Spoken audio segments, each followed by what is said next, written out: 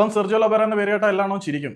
പക്ഷെ പണ്ട് ലൊബേറയുടെ പേര് കേട്ടാൽ ഈ ചിരിക്കുന്നവന്മാരെല്ലാം മുട്ട് കൂട്ടിയിടിച്ച് കരയുന്ന ഒരു കാലഘട്ടം ഉണ്ടായിരുന്നു. കാരണം അന്ന് ലൊബേറ ഒരു സംഭവമായിരുന്നു. എഫ് സി ഗോവ എന്ന് പറയുന്ന ടീമിനെയും കൊണ്ടുവന്ന് ഇന്ത്യൻ ഫുട്ബോളിൽ അറ്റാക്കിംഗ് ഫുട്ബോളിന്റെ എക്സ്ട്രീം ഫേസ് എന്താണെന്ന് അങ്ങനെ കാണിച്ചു കൊടുത്തിട്ടുണ്ടായിരുന്നു. ഗോവ കളിക്കുന്ന മത്സരങ്ങളിൽ ഗോൾ മഴ പെയ്യുമെന്നായിരുന്നു പറയുന്നത്. കാരണം അത്രമാത്രം ആക്രമണാത്മകമായിട്ടുള്ള ഒരു ടീമിനെ വളർത്തിയെടുക്കാൻ Sergio ലൊബേറയ്ക്ക് കഴിഞ്ഞിട്ടുണ്ടായിരുന്നു.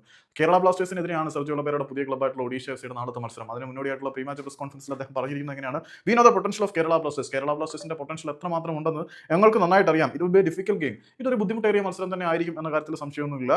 But we are ready for the challenge. അതായത് കേരള ബ്ലാസ്റ്റേഴ്സിന്റെ വെല്ലുവിളി നേരിടാൻ രണ്ടും കൽപ്പിച്ച് തയ്യാറെടുത്തിരിക്കുകയാണ് കലിംഗയിലെ വീരന്മാർ. ചരിത്രമുറങ്ങുന്ന കലിംഗയുടെ മണ്ണിൽ ആരായിരിക്കും വിജയിക്കുക എന്നറിയാൻ വേണ്ടിയിട്ട് ആരാധകർ അക്ഷമരായിട്ട് കാത്തിരിക്കുകയാണ്. യുദ്ധക്കൊതിയനായിരുന്ന അശോക ചക്രവർത്തി പോലും അവിടെ തലയേറ്റ് വീണ കബന്ധങ്ങളെ കണ്ട് മനസ്സ് മരവിച്ച് സമാധാനത്തിന്റെ പാതയിലേക്ക് ചേക്കേറിയ ഒരു ചരിത്രമുണ്ട് കലിംഗയിലെ ആ യുദ്ധഭൂമിക്ക്.